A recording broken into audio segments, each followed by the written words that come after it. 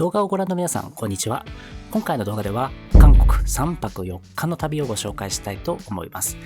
早速ですが、今回の航空券です。もちろん日本航空 JAL で取りました。羽田金浦、金浦羽田、往復55,600円という金額になっております。それではいつもの羽田空港を到着いたしました。そしておなじみの F のチェックインカウンターです。奥にある、ファーストクラスカウンターを利用しようと思ったんですが、ちょっとこの動画撮ってる時は空いてたんですけど、たまたま混んでましたので、もう隣のビジネスクラスカウンターに入りました。そして保安検査も抜けまして、あっという間にファーストクラスラウンジです。はい、そしてこちらもおなじみシャンパンですね。目の前にいるのが今回の同行者、なんと私の妹です。妹と2人で韓国行ってみたいと思います。はい、ではこちら食事のご紹介です。マダイのポワレ、ベジタブルチップサラダで、この日のお寿司はマグロ天身とカラスガレイの縁側でした。そして定番のカレーライスです。ティラミスも注文いたしました。本当にね、このデザートまでフルコースで食べれるのがラウンジの魅力ですね。この日のラウンジもゆったりとした雰囲気が流れており、快適でした。そしてJAL のマークの入ったお箸についたアフリのラーメンです。はい、では食事も終わりまして少し時間がありましたので、ファーストクラスラウンジのダイニングと隣にあるラウンジジャルズサロンというエリアに移動してみたいと思います。そちらではですね、食事ではなくて、飲み物を中心に飲める、かなり広いスペースのラウンジエリアになっております。バーカウンターがありましてですね、そこのバーカウンターの方にこのような山崎とか響とか白州とかこういったもののハイボールであったりロックを作ってもらっていただくことができるようになっております。めちゃくちゃ美味しいです。スナックで置いてあるものもラウンジのものとは違っておりまして、こういったハイボールとかにすごく合うようなものになってました。はい、美味しかったですね。なんて、ここでゆったりと時間を過ごしておりましたら、ファイナルコールもあっという間というところで148番ゲートに移動します。ちょっとね、急いで向かっております。でこの日の機材はボーイング787-9、通称789ですね。ビジネスクラスとプレミアムエコノミークラスがついた機材になっております。短距離路線でね、これ使われてるところって少ないと思うんですけど、この金浦線のみかもしれません。ありがとうございます。日本航空95便銀浦国際空港行きでございます。飛行機は定刻よりも早く出発いたしまして、7時45分ぐらいにソウルに向けて出発となりました。運行時間は約2時間半ですが、このような感じでD&デルカのサンドイッチとジュースとつまみもついてくるというようなものになっております。手にしてみたいな感じなんで、自分と多いっす。なんでもこの後ビール飲んで終わりだと思います。これはピーポンまであと1時間半ぐらい。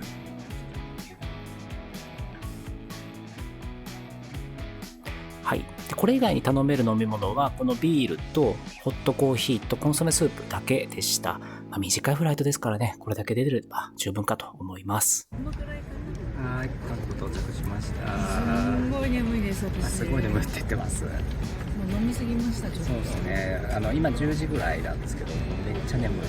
それそうだって赤ワインだし2杯飲んでるし、シャンパンも2杯飲んでるし、そんなもんだ。ウイスキー、ハイボールもいっぱいだったし、おーガカフェーシラテも飲んでるし、飛行機の中でオレンジジュースとかもュ。もう水だらけで。水だらけです。トイレ行った方がいいですね。でもトイレ近くないから。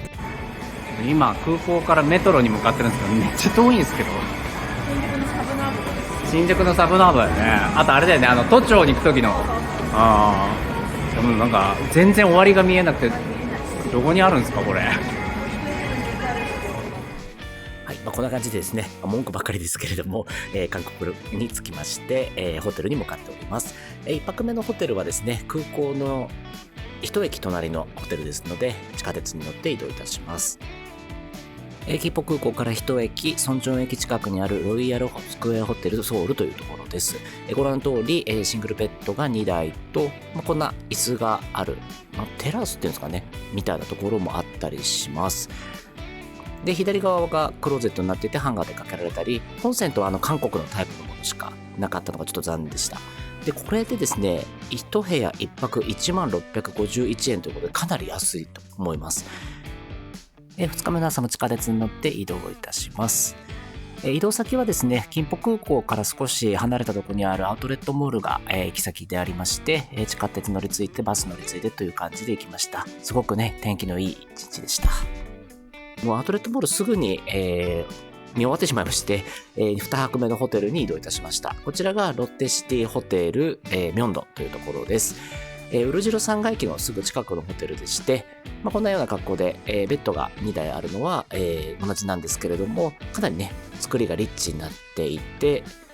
バスローブがあったりとか、ちゃんとスリッパがあったりとかっていうような作りになっています。コンセントもね、ユニバーサルタイプですので、日本のコンセントそのまま使えると。で、バスタブかシャワーだけが選べましたので、バスタブ付きのお部屋になっているので、こんなような格好の水回りになっています。だいぶね、ここのホテルも快適でしたが、なんとこのお部屋はですね、2泊で7万6千円ぐらいというところでですね、かなりお高くなっちゃいました。はい、今バスに乗って、ホテルから、昼食の場所、ランチの場所に移動してます。ポッサムとパキが有名なお店だそうです。はい、後ほどご紹介します。やってきたのがこのクルイエチャンという、お店でして、新丹駅の近くです。これがポッサム茹で肉ですね。こういったね、おつまみもついてます。それ食べないの。で結構量多いじゃんこれ。これよかったかもしれない。甘いもの食べたいから。ほら甘いもの食べて。なんかみんなが持ってるようなアイスコーヒー飲みたい。うん。だってそこら辺のコーヒー屋で売ってるじゃないの。それもセルフレジがいいな。なんか私久々すぎてもなんか店員とあんまり話したくなくなっちゃった。なんかちょっと人見知りになっちゃったから海外に対して。昔もっとなんかグイグイ行けてた。今話したくないからでも。どこの引きこもりでこんだけもさ韓国まで来といて引きこもりかよ。ちょっとセルフレジがあるコーヒー屋さん行きたいし。じゃあこの後行きましょうもう。で、ご希望通りですね、お店出てすぐのこのメガコーヒーっていうところでコーヒーを買ってまた移動しました。これ200円ぐらいでした。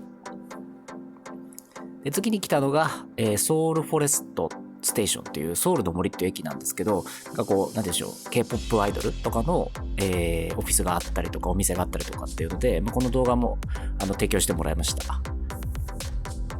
正直私は何が何だかっていう感じで思いましたが、その、事務所が入ってるらしきオフィスの1階にある大きなスクリーンのところで撮影しております。次にやってきたのはソルロンタンの有名なミソンゴクというお店です。ミョンドンの路地裏にこう入っていくとあるこんなようなお店でして、なんとメニューはね、このソルロンタンぐらいしかなくて、ご飯とキムチがついてくるというところです。はい、ソウル2日目の夜です。今、ホテル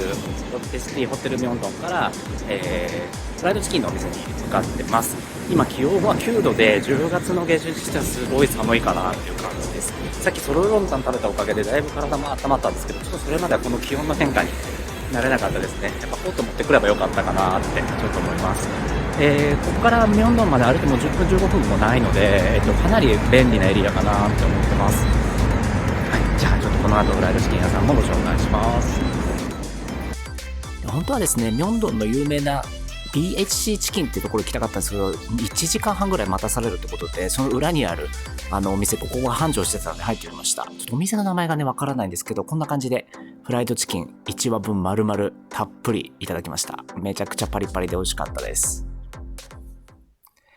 さあ、それでは3日目ですね。朝は、梨台駅近くのこのスターバックスに来ております。私もスターバックスもあんまりよくわかってないので、連れてこられた感満載なんですが、なんかここの限定メニューの、このミントのモカっていうのを飲んだんですけど、すごく美味しかったです。で、ここのお店オリジナルの、タンブラーですね。で、この日のランチはスターバックスからバスで移動しまして、このウルミルデというお店の冷麺をいただきました。またこれがめちゃくちゃうまかった。もうこれのために韓国来ても、もう損はないですね。話は変わってこのソウル市内オリーブヤングってお店が何店舗もあるんですけれどもですね、妹はお目当てのシャンプーがあったようで、もうこれを見つけに何店舗も回っておりまして、もうちょっと頭おかしくなりそうだったんで、またちょっと途中で別行動して、ここでフライドチキンをまたいただいております。このお店もなんともない居酒屋だったんですけれども、パリパリで美味しかったですね。そして3日目の夕食に選んだのはこのピョンファンナムというお店なんですけども、これ受付にある機械でですね予約を取るんですけど、 SMS が必要で、これが持ってなかったので、Google 翻訳でお店の人に今の画像を見せてなんとか席に着くことができました。本当予約のお店ありがとうございました。おかげさまでですね、チュクミっていう、もう今ちょっと映ってますけど、このめちゃくちゃ美味しいお鍋をいただけたので、もうめちゃくちゃ満足でした。すごい美味しかった。タコとエビとホルモンですかね。で最後チャーハンにしてっていう感じで食べさせてもらいました。本当人気店で席は満席って感じでしたけど、お店の人も親切でしたね。すごい最後にいい思い出になりました。こんなことをして遊んでおります。3泊4日早いものでもう帰りの飛行機の話です。ミョンドン市街地から金浦空港まではウーバータクシーで移動いたしました。だいたいこの画像の通りで、3万ウォンいかないぐらいですので、ざっと3000円ぐらいで空港まで行くことができますので、地下鉄とかねバスとかもありますけど、これも安くて便利かなと思います。でウーバータクシーで、悠々と空港に着いたんですけど、ちょっと早く着きすぎてしまってチェックインカウンター開いたばかりでした。朝の便はね6時ぐらいからの開始でしたね。でここの、保安検査のところも、時間が決まっておりましてですね、まだ着いた時には開いておりませんでした。なんとオープン6時10分からということで、ちょっとだけ待ちましたけれども、早めに、保安検査を通過し、出国エリアに到着しております。でここからラウンジに入っていきたいと思います。金浦空港は、大韓航空のラウンジが使えるようになっておりますので、そちらで、過ごさせてもらいます。大韓空港のラウンジ結構広くてですね、この赤と白の椅子なんかも結構おしゃれになってました。あとこんなような大韓航空オリジナルビールっていうんですかね、お酒なんかもたくさんありますし、お水も機内で出てくるようなカップのお水なんかも置いてあったりします。で料理も結構豊富でした。想像以上になんかメニューが多いなという感じで、サンドイッチとかフルーツとかサラダとかこういったものが用意されておりました。スープとかね、こういうホットミールなんかも種類があったので、妹なんかも想像より全然料理多いねっていうことで驚いてました。こんな辛ラーメンなんかも食べれるので、最後韓国気分に浸って、でゲートの前に移動となります。帰りの便は JL90 便、行きの飛行機と同じボーイング787-9の機材になります。そして帰りはですね、エコノミークラスでの購入ではあったんですが、プレミアムエコノミーの席を指定することができまして、こちらに着座いたしました。見てください、めちゃくちゃ広い。もう拳がどうとかそういうレベルじゃないぐらい、横も縦も幅広にゆとりがあります。足元を見てみますとフットレストもありますし、私のこの足の、ところを見てもいただけても分かるようにすごく広くなってます。こんなねリモコンもついていて、手元の肘のところに物を置くスペースもあったりします。頭の位置にはこんなパーテンションもありますので、隣の人も気になりません。帰りの機内食もこのしっかりとしたサンドイッチとジュースと、あとこの桃のゼリーなんかも出ておりました。帰りのフライトも2時間もないぐらいの飛行時間ですので、あっという間に